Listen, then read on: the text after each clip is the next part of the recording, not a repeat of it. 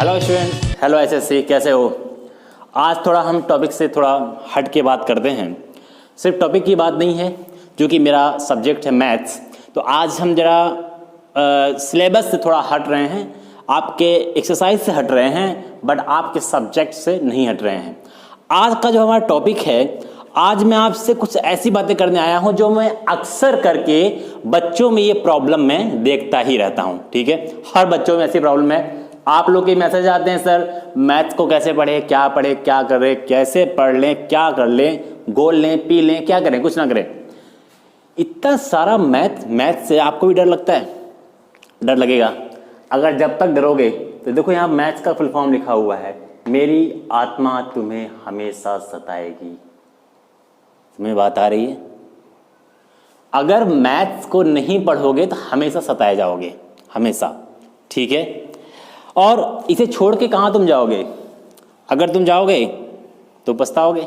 गाना भी सुनते हो ना, तुम मुझे छोड़ के घर जाओगे तो पछताओगे। तो देखो, बात यहाँ पर मैं मैथ्स की कर रहा हूँ। मैथ्स में बात ये है, मैं आज आपको उन सभी चीज़ों को क्लियर कर देना चाहता हूँ, और मैं बता देना चाहता हूँ कि जिसको भी ये लगता है कि उसकी मैथमेटिक्स जो है अच्छी नहीं है, ठीक है, जिसको भी लगता है कि वो मैथ को आगे पढ़ ही नहीं सकता है, ठीक है, पढ़ना चाहता है बट उसे लगता है यार मैथ्स मुझसे हो ही नहीं पाता है, मैं मैथ्स पढ़ूं कैसे? ओपन करता हूं, सो जाता हूं, हिम्मत भी उठाता हूं, क्वेश्चन सॉल्व करता हूं, सॉल्व होता नहीं है, सरेंडर कर जाता हूं। ठीक है, अब ऐसे स्थिति से कैसे उभरे? प्रॉब्लम कहां पर है? प्रॉब्लम को खोजने की जरूरत है।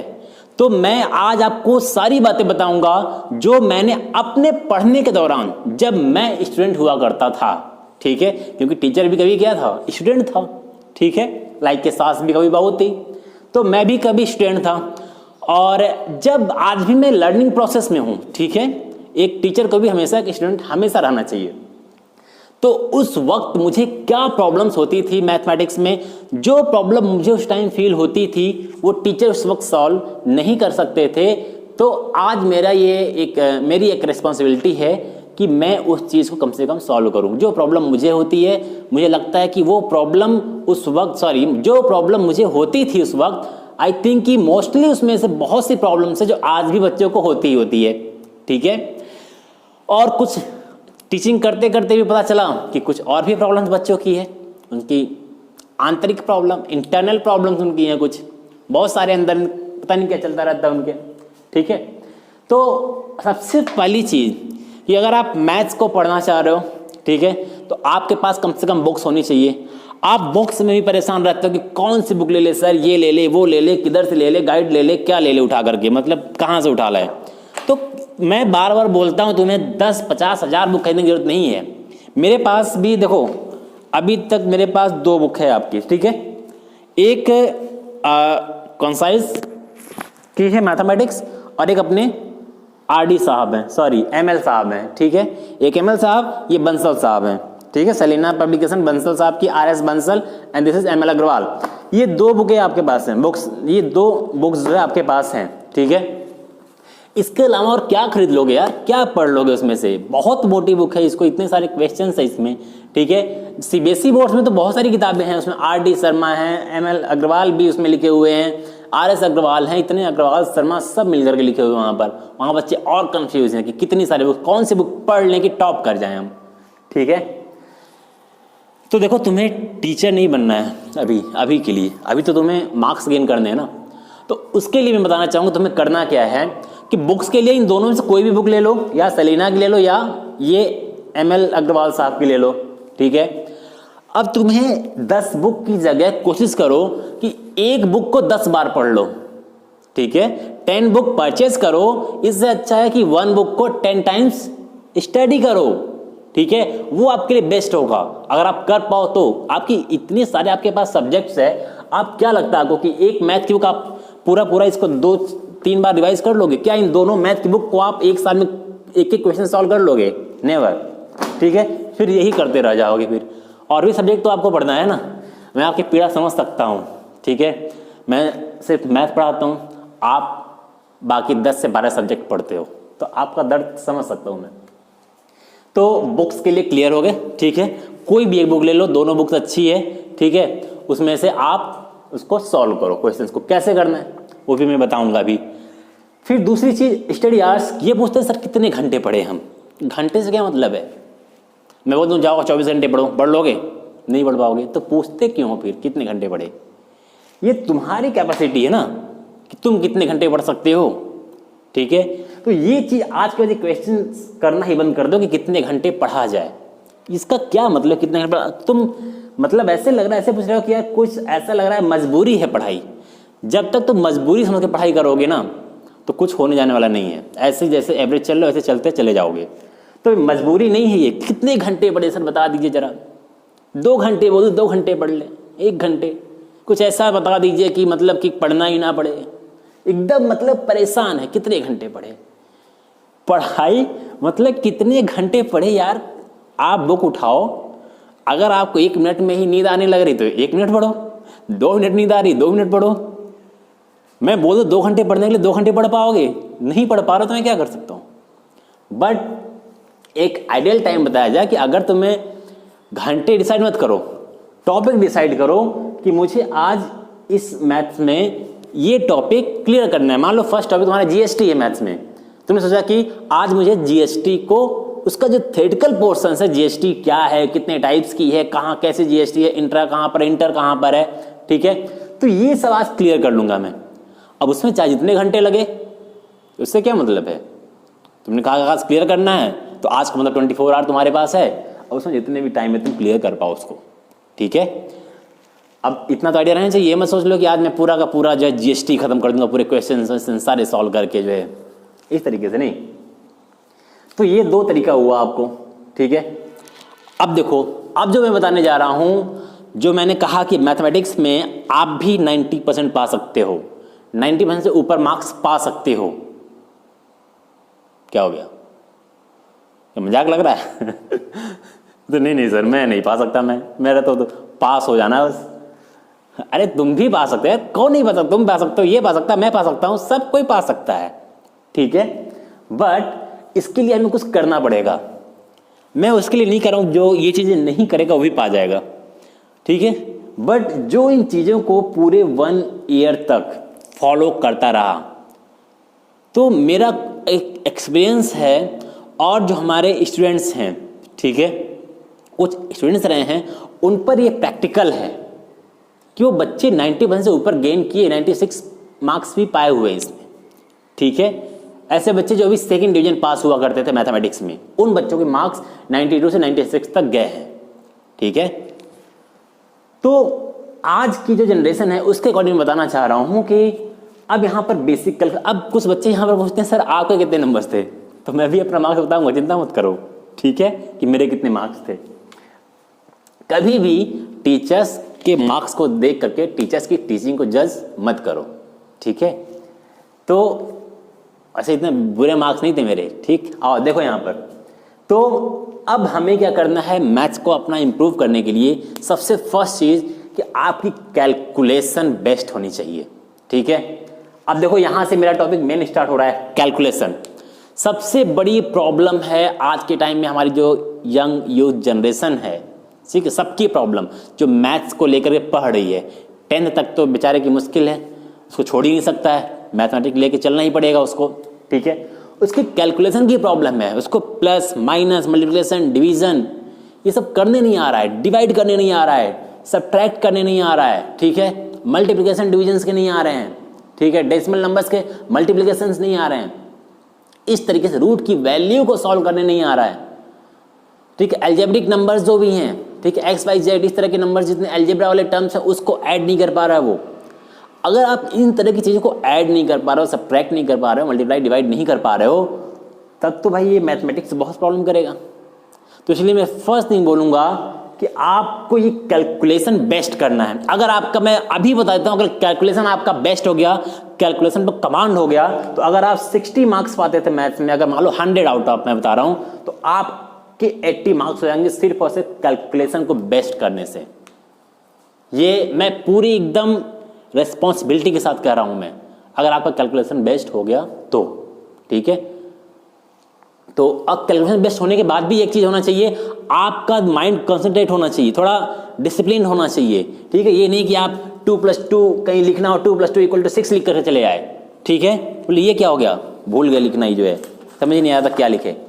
होता है कई बार बच्चे लिखते हैं 2+2 = 2, तो इसमें टीचर भी समझ जाता है बच्चे की गलती नहीं है, उसका दिमाग कहीं और था, लेकिन टीचर नंबर काट देगा, ठीक है।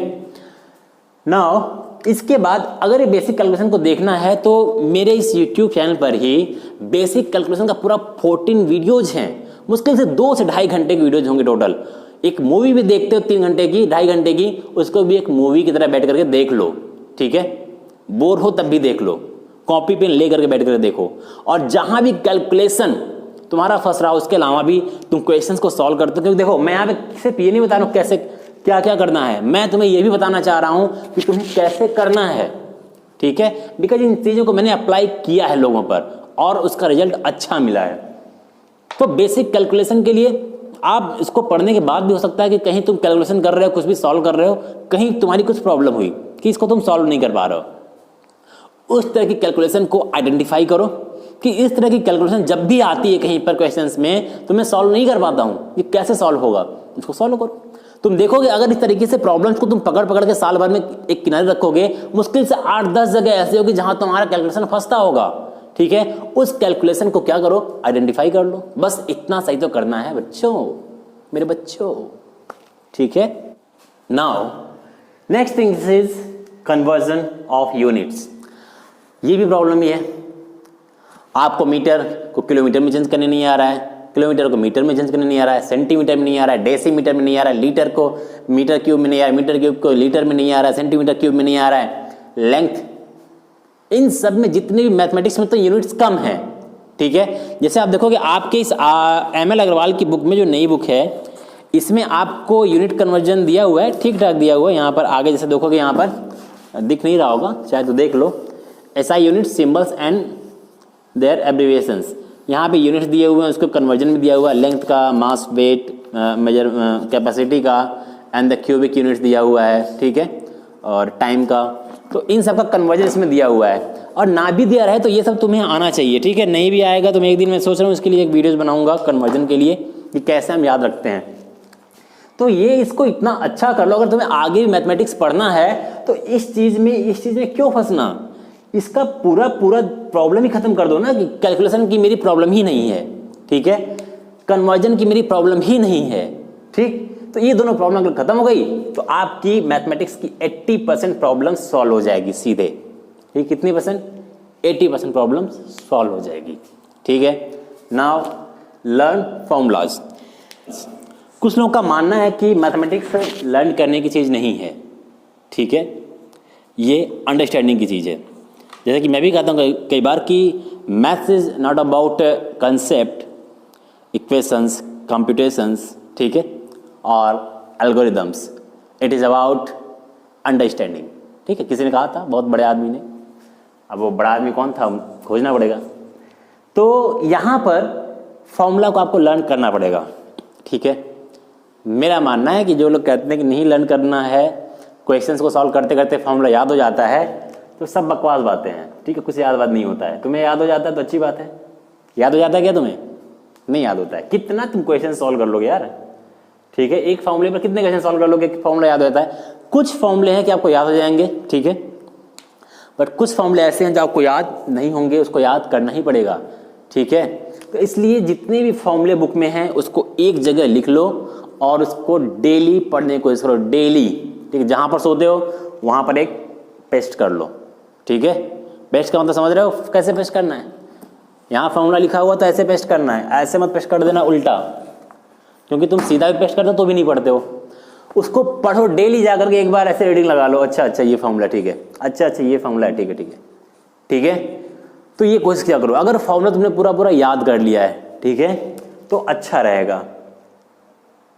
ये हो गया, ये हो गया, ये हो गया। अब जैसे मैं डेली पढ़ा रहा हूँ मैथमेटिक्स तो मुझे लगभग सारे फॉर्मूले याद होंगे, कुछ नहीं भूला होगा, क्योंकि मेरा डेली रिवीजन हो रहा है, ठीक है। आपका डेली रिवीजन तो नहीं है ना सेम फॉर्मूले पर, ठीक है, मेरा भी डेली रिवीजन नहीं है, बट 2-3 साल, 4 साल, 5 से 6 साल से वही बुक पढ़ा रहा हूँ, वही समझा रहा हूँ, तो रिवीजन की वजह से वो क्या हो गया, माइंड में फीड हो गया जाकर के, तो मुझे कोई प्रॉब्लम नहीं है। बट आपको प्रॉब्लम है, आप इसको लर्न कर लो फॉर्मूले को, ठीक है। Understanding of terms, concept, symbols, principles and process. लोग कहते हैं कि मैथमेटिक्स में लोग क्या करते हैं, डायरेक्ट क्वेश्चन पर आ जाते हैं, ठीक है, आओ क्वेश्चन सॉल्व किया जाए, कुछ फॉर्मूले देख लिया, ये फॉर्मूले यूज होंगे, आओ क्वेश्चन पर आते हैं। देखो मैथमेटिक्स में बार बार कह रहा हूँ, मैथमेटिक्स जो है किसी चीज़ को नापने तोलने की चीज़ नहीं है, केवल मैथमेटिक्स एक अंडरस्टैंडिंग की चीज़ है, समझने की चीज़ है। कोई भी टॉपिक आप पढ़ते हो, जीएसटी पढ़ा, जीएसटी में डायरेक्ट न्यूमेरिकल कैसे कर लोगे यार, पहले थियोरी को तो पढ़ो, पहले थियोरी पढ़ो अच्छे से, ठीक है। बुक आपके पास है, उस बुक में जो थियोरी दी हुई उसको पढ़ो अच्छे से कि क्या लिखा हो बुक में, ठीक है। अभी पूरी 10th तुम्हारी खत्म हो जाएगी, लेकिन बुक्स में ये भी चीज़ है, ये भी चीज़ था, नहीं पढ़े हुए होगा, ठीक है। आपके बुक्स में जो थियोरी दी हुई है वही सब बातें तो मैं बताता हूँ यहाँ पर, ठीक है। मैं कोई इन्वेंशन करके नहीं लाया हूँ कहीं से कोई बात। तो आप भी बुक्स में जो थियोरी है उसको पढ़ा करो, ठीक है। उससे भी तुम्हारे उसमें क्या क्या टर्म्स हैं, जीएसटी में से जीएसटी पढ़ा तो जीएसटी एक टर्म्स है, इंट्रा स्टेट वो भी एक टर्म्स है, ठीक है। एक्साइज ड्यूटी, ठीक है, वो भी एक टर्म्स है, कस्टम ड्यूटी वो भी टर्म्स है, ठीक है। सेल्स वो भी टर्म्स है, इनपुट आउटपुट सब टर्म्स हैं। तो तुम्हें कोई भी टर्म्स कहीं भी दिया हो उसके बारे में अच्छे से समझ लेना होगा कि इसका मतलब क्या है एग्जैक्ट, ठीक है। ये ना हो कि क्वेश्चंस में अगर वो आ रहा है तो उसका तो मतलब भी समझ में तुम्हें नहीं आ रहा है, ठीक है। Second thing, concept. कोई भी टॉपिक है, मान लो इसके बाद तुम बैंकिंग पढ़ोगे, ठीक है, या कोई भी टॉपिक पढ़ रहे हो तो उसका कंसेप्ट क्या है, ठीक है। नंबर सिस्टम पढ़ते हो, रेशनल, आप में तो रेशनल इरेशनल नहीं है, ठीक है। जीएसटी में मान लो कंसेप्ट पढ़ना, कंसेप्ट का मतलब इसे बोला जाता है कि कोई भी कंसेप्ट है कि अगर हम जीएसटी निकाल रहे हैं, ठीक है, उसमें हमें पता है कि जीएसटी हमेशा सेलिंग प्राइस पे निकलती है, ठीक है। इसको भी एक क्या कर सकते हो, कंसेप्ट कर सकते, एक तरीके से जो प्रिंसिपल है, ठीक है, वो चीजें। कुछ सिंबल्स हैं, ठीक है। देखो कंसेप्ट क्या है, ये कोई प्रूविंग नहीं है, बस हमने माना ये चीज, हाँ ये कंसेप्ट है किसी का, इन्होंने कंसेप्ट दिया कि ये ऐसे होता है, किसी और ने कंसेप्ट दिया अच्छा ये ऐसे होता है। और प्रिंसिपल जो होता है वो प्रूविंग कॉन्सेप्ट है कि ये सबने मान लिया कि हाँ ये चीज ऐसे ही है, ठीक है। This is the difference between principle and concept, ठीक है। सिंबल्स, मैथमेटिक्स में जितने सिंबल्स हैं सबको पता कर लो। कई बार ऐसे होता है, लोग कहते हैं सर ये क्या है, ये तो अजीब लग रहा है, मैंने ये तो डब्ल्यू है गिर सा गया है, तो ऐसा नहीं है। तो जितने भी सिंबल्स हैं, ठीक है, ये सम को डिनोट करता है, उन सारे सिंबल्स के बारे में तुम्हें पता होने चाहिए, ठीक है। सबको सिंबल्स के बारे में पता हो कि अच्छा इसका मतलब ये, इसका मतलब ये है, ठीक है। फिर यहाँ पे प्रोसेस, प्रोसेस का मतलब कोई भी चीज तुम सॉल्व कर रहे हो, हर टॉपिक में क्वेश्चंस को सॉल्व करने की कुछ प्रोसेस है, ठीक है। पहले हम ये काम करेंगे, फिर ये करेंगे, फिर ये करेंगे, फिर ये करेंगे। अगर प्रोसेस नहीं पता होगा तो क्वेश्चन सॉल्व नहीं होगा। अगर तुम्हें चाय भी बनाना हो तो पहले ही तुमने क्या किया, गैस को ऑन किया और तुरंत जो है उसमें पॉट को रख दिया, ठीक है। उसके बाद पानी डाल दिया या पॉट को रख दिया, उसके बाद पानी खोज रहे हो, पानी कहाँ है, पानी कहाँ है, गैस को ऑन किया हुआ है, तो ये प्रोसेस नहीं है। या टैप को रख दिया, उसमें पॉट को रख दिया, उसके बाद उसमें टी लीफ डाल दिया, पत्तियाँ डाल दी, उसके बाद घूम रहे हो, पानी खोज रहे हो, तो ये प्रोसेस नहीं है। तो मैथमेटिक्स में भी अगर इस तरीके के प्रोसेस अप्लाई करोगे, अगर एक कंटिन्यूस एक स्टेप्स में नहीं चलोगे किसी चीज़ को सॉल्व करने के लिए, तो तुम्हारा आंसर क्या हो जाएगा, रॉन्ग हो जाएगा। तुम्हें ट्रिग्नोमेट्री हो गया, जहाँ भी हमें प्रूविंग करना होगा चीज़ों को, ठीक है, वहाँ पे हमें एक स्टेप बाय स्टेप आगे बढ़ना पड़ेगा, ठीक है। आगे हमारा नेक्स्ट टॉपिक है थ्योरम्स। थ्योरम्स जो है वो मैथमेटिक्स के क्या है, जान है, ठीक है। This is the rules of mathematics, ठीक है। और इसका सबसे ज़्यादा यूज आपको तब पड़ेगा जब आप ज्योमेट्री के पोर्शंस को पढ़ोगे, ठीक है। ज्योमेट्री के पोर्शंस में आपको एक सुविधा तो ये है कि आप लोगों में थ्योरम्स को प्रूव करने के लिए एग्जाम में नहीं आता है।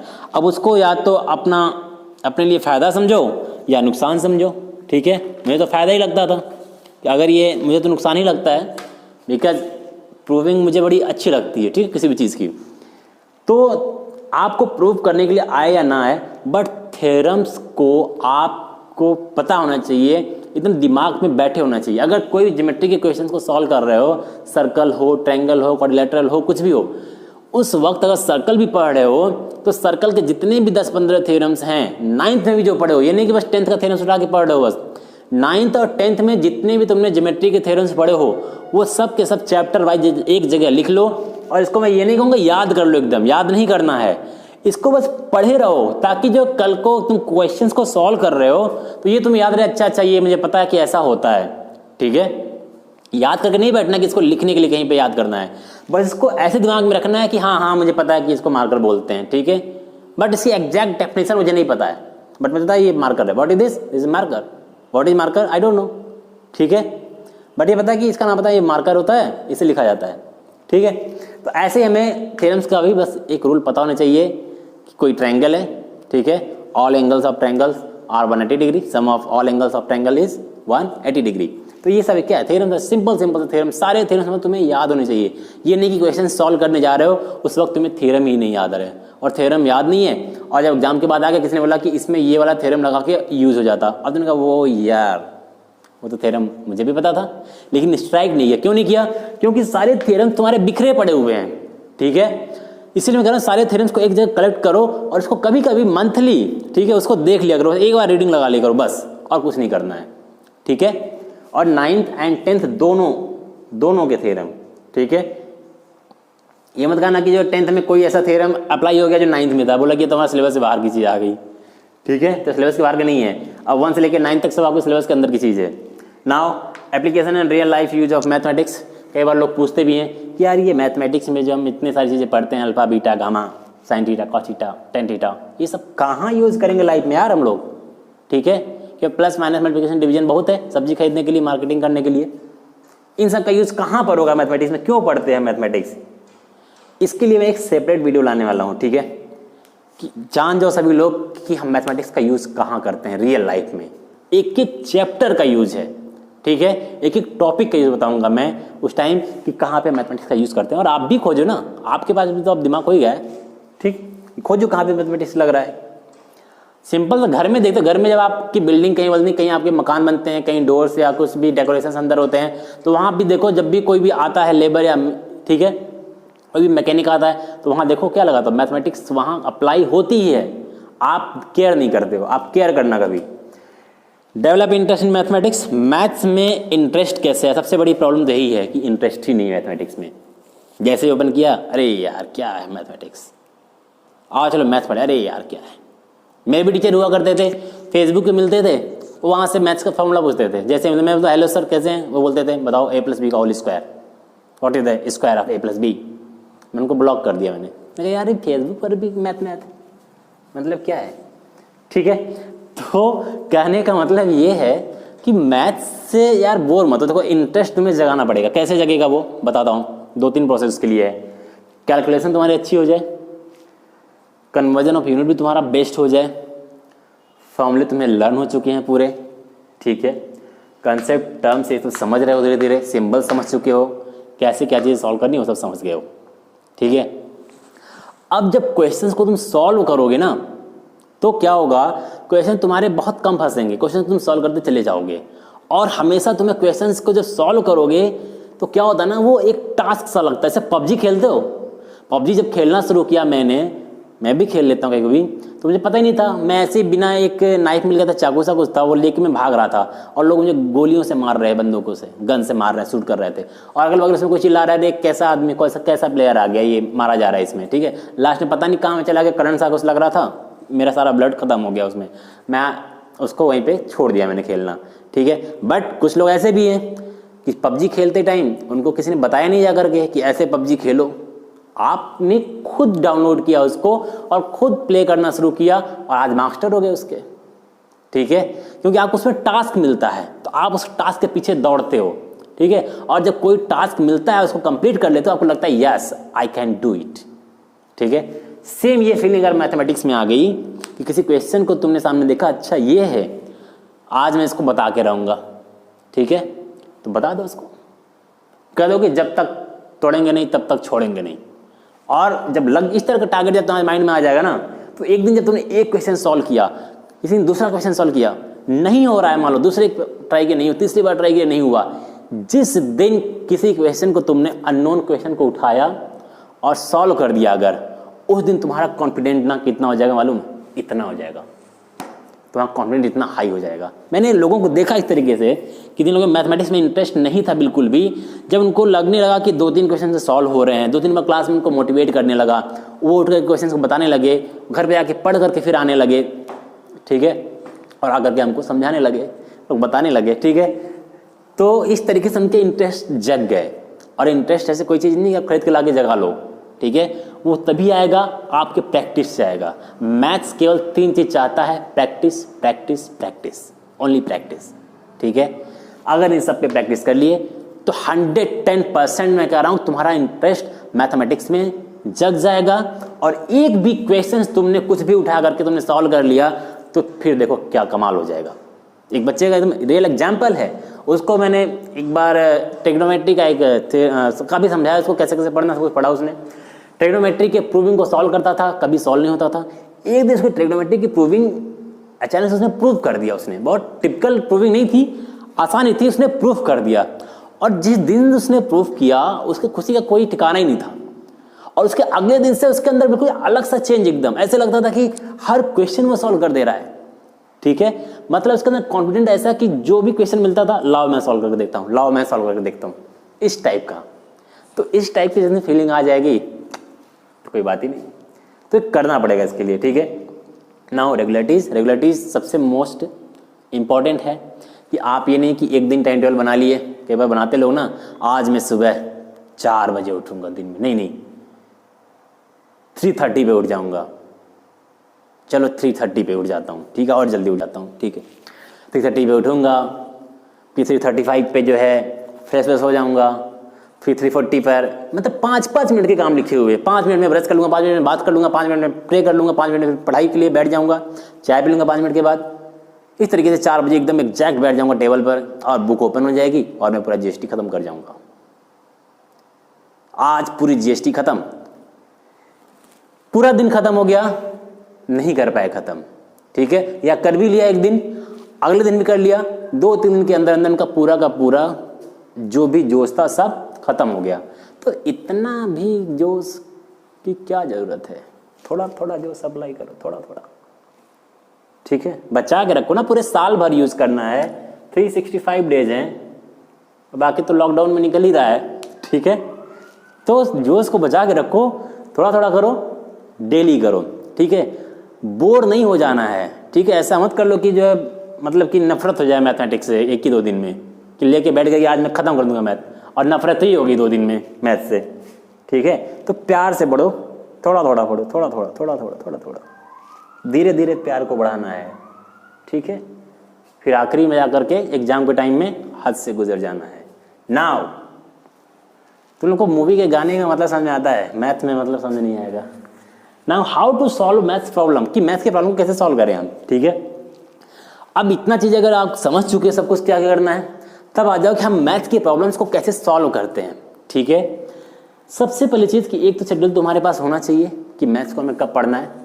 तो शेड्यूल ऐसे टाइम के अकॉर्डिंग नहीं, आप टॉपिक वाइज शेड्यूल बनाओ कि आज नहीं कुछ तो आपको यार मैथ्स को डेली पढ़ना है, ये रूटीन बना लो, क्योंकि मुझे लगता है ना maths is the mother of all subjects. आपका अगर मैथ्स अगर स्ट्रांग हो गया ना तो आपके फिजिक्स केमिस्ट्री ये 2 सब्जेक्ट ऑलरेडी स्ट्रांग हो जाते हैं, ठीक है, देखने में आता है हमेशा, ठीक है, और अदर सब्जेक्ट में भी लर्निंग पावर बहुत तेजी से बढ़ जाती है। तो आप जो कम से कम नहीं भी टाइम आपके पास है, एक क्वेश्चन सॉल्व करने का टाइम तो होगा पर डे आपके पास, तो मिनिमम एक टारगेट रखो, एक क्वेश्चन सॉल्व कर लो कम से कम, मैक्सिमम जितना भी तुम कर पाओ कोई टॉपिक चूज करके, ठीक है। तो अगर कभी किसी दिन ऐसा होता है कि आप एक भी क्वेश्चन सॉल्व नहीं करते तो आपको फील होना चाहिए यार कुछ आज कमी रह गई, क्या कमी रह गई, अच्छा क्वेश्चन सॉल्व नहीं किया आज मैथ का मैंने, ठीक है, इस टाइप की फीलिंग कभी आएगी। सबसे पहले बुक में जाओ। कुछ लोग क्या करते हैं, मैं कई बार क्लासेस में कोचिंग में भी अपने एग्जाम्पल सॉल्व कराता हूँ, तो कहते हैं सर एग्जाम्पल नहीं सीधे डायरेक्ट क्वेश्चन पर आओ ना, मैं कहता हूँ यार एग्जाम्पल सॉल्व कर लो। और बच्चों से मैं ये भी कहता हूँ कि जाके घर पर सबसे पहले एग्जाम्पल्स को ही सॉल्व करो, ठीक है, घर पे तुम्हारे टीचर्स है नहीं कि वो तुम्हें बताएंगे तुरंत, तो एग्जाम यहाँ पे तुम्हें टॉपिक समझा दिया गया, घर पे जाओ सबसे पहले जितने इजी एग्जाम्पल्स, छोटे छोटे एग्जाम्पल्स हैं उसको सॉल्व करो, ठीक है, उसको सॉल्व करोगे थोड़ा कॉन्फिडेंस बढ़ जाएगा।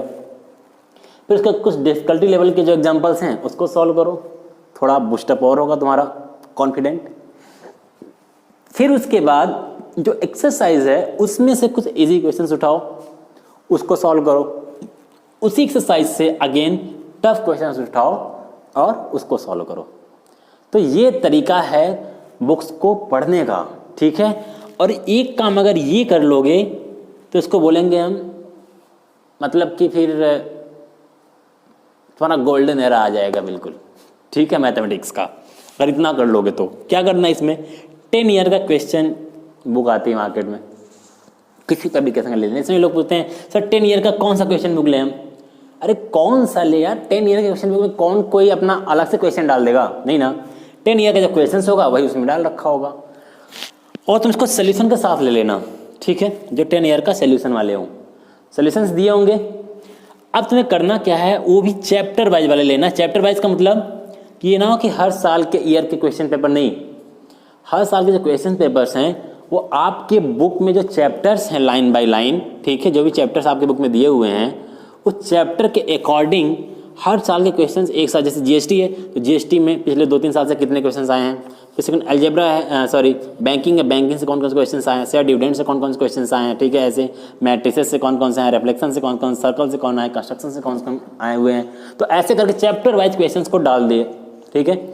अब जब तुम पहला चैप्टर जीएसटी तुमने पढ़ लिया, तब यहाँ पे चले जाओ लास्ट ईयर के क्वेश्चन पेपर में, वहाँ से क्वेश्चंस को उठाओ, जो भी क्वेश्चन 2, 3, 4, 5 अभी होंगे इसके, उसको उठाओ और उसको बिना देखे सॉल्व करने की कोशिश करो। तब तुम्हें पता लगेगा कि तुमने जीएसटी पढ़ा भी है कि बस हवा हवा में सब पढ़े हो केवल, ठीक है।